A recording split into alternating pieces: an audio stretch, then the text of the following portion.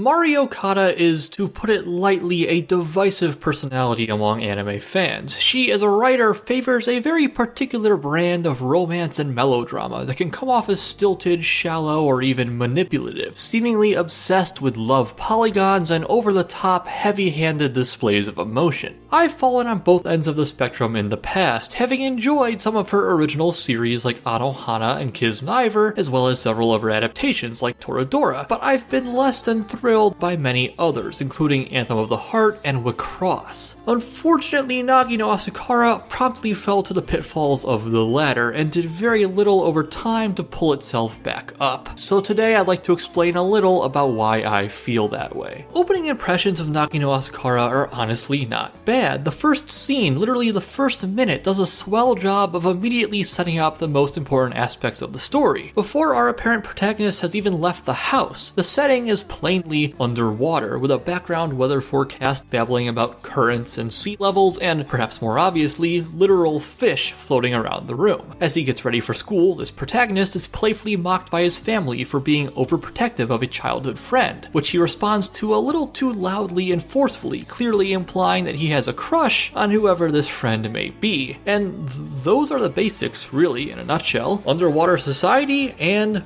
romance. Well, romance. We'll get to that. Anyway, he then leaves the house, revealing to us the most impressive and consistent thing about the series. Its visuals. I don't want to get too many people upset at me too early, so while I do have my issues with the show's aesthetic, I'll leave the complaints for later, and for now, just admit that it does look pretty. A good word that comes to mind would be serene. Nagi no Asukara at its best looks simply serene, offering wide shots of clear ocean, open scenery, fields of snow, beautifully lit and backed by moody notes of guitar and piano. This sets a tone and it sets it well. It's easy to a point to sit back and just take in the experience of watching Nagi no Asukara, because when its visual and audio design are working together in perfect tandem, it'll strike a chord in just about anybody. The Ofunehiki festival scene around halfway through the series is an especially strong example of this, setting tribal chants against unnaturally bright, rapidly flowing water as plot events come to a climax, creating a simultaneously beautiful and perilous atmosphere.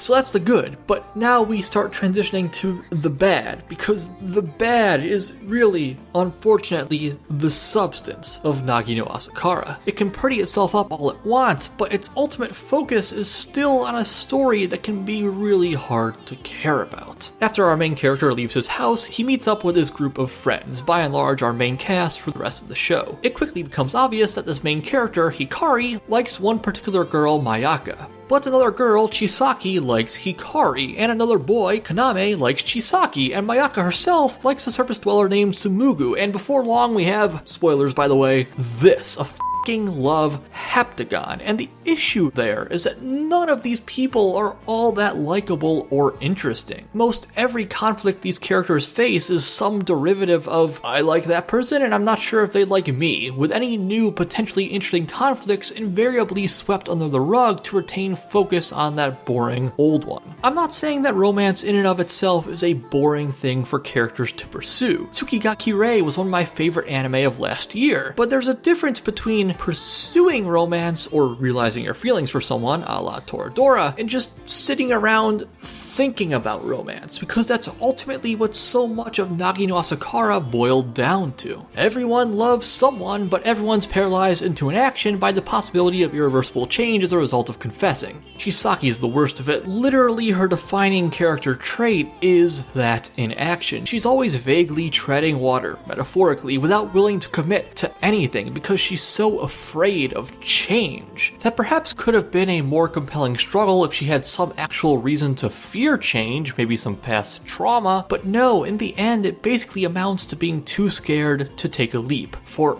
hours of screen time. Okay, I exaggerated a little. It wouldn't be fair to say that everyone was unlikable or had nothing to them. Kaname is comparatively a semi-mature, selfless guy who's always just kind of around like an afterthought, which culminates in a pretty solid scene come episode 24, where he admits that despite that calm exterior, he's terrified of being left alone or unwanted, which is how things seem to be going. Another initially decent character would be Miyuna, a little kid who lives on the surface. She's not especially complicated, but she's at least least sympathetic, a little girl who lost her mom and is thus defensive and afraid of her dad hooking up with someone new, feeding into a broader conflict of the show's first third that was actually somewhat compelling, involving Hikari's older sister. Her arc was also about romance, being the girl in a relationship with Miyuna's father, but there were far more interesting elements at play than a will they or won't they, because no, they did. They were a couple. That was the starting point, not the goal. This sister's arc had more to do with overcoming tradition and prejudice, braving banishment from her clan for daring to date a surface dweller, ignoring their people's and families' respective racism to come together out of love. Trite? Perhaps, but at least that's an active narrative you can root for. And Miyuna's role in that story, as mentioned, was the daughter who understandably couldn't bear the thought of a new mother. The three of them eventually becoming a happy family is a natural conclusion of the storyline, and rightfully that's more or less where Miyuna's relevance ends. That is, until there's a time skip and she's old enough to properly join in on the love decagon without it coming off as too pedophilic.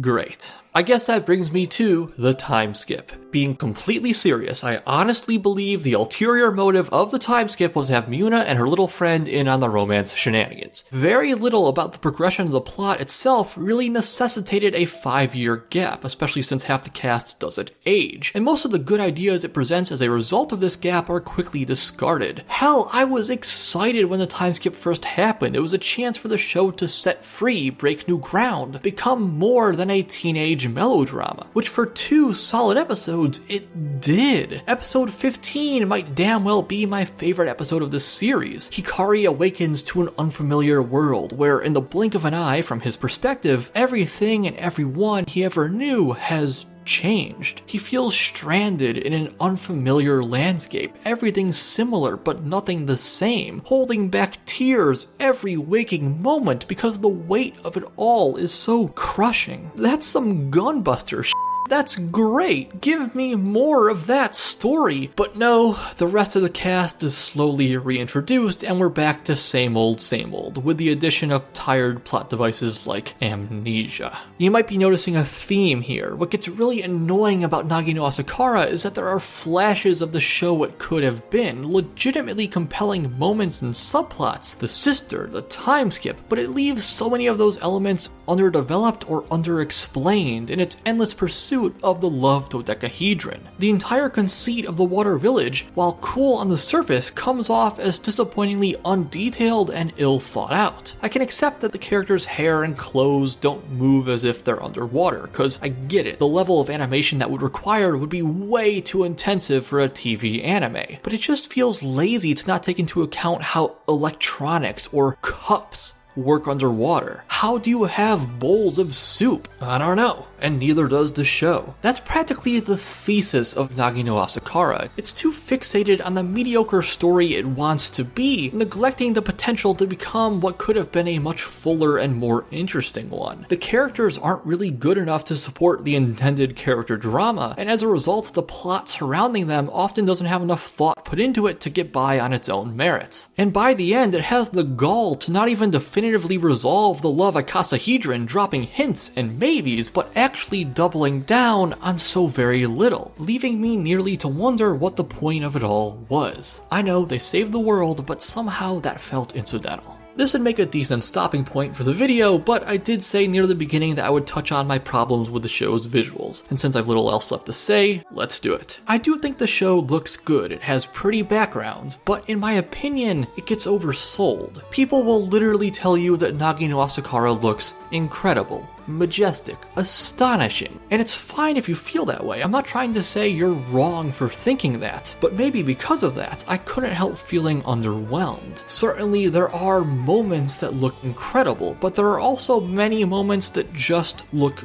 good, and long stretches beyond that which only look generally competent, and the character animation's pretty up and down too. I guess my issue is one of consistency. People act like the highs are all that exist, and the highs are certainly stellar, but it's not a show that I could say looks routinely stellar, like Hyoka or Nichijou or well, most things by KyoAni. I also wasn't the biggest fan of Nagi no Asukara's color palette. I appreciate the dedication to 99% of the shots having some shade of blue. It's a thematic fit for the setting, but I quickly found it tiresome to constantly be looking at blue.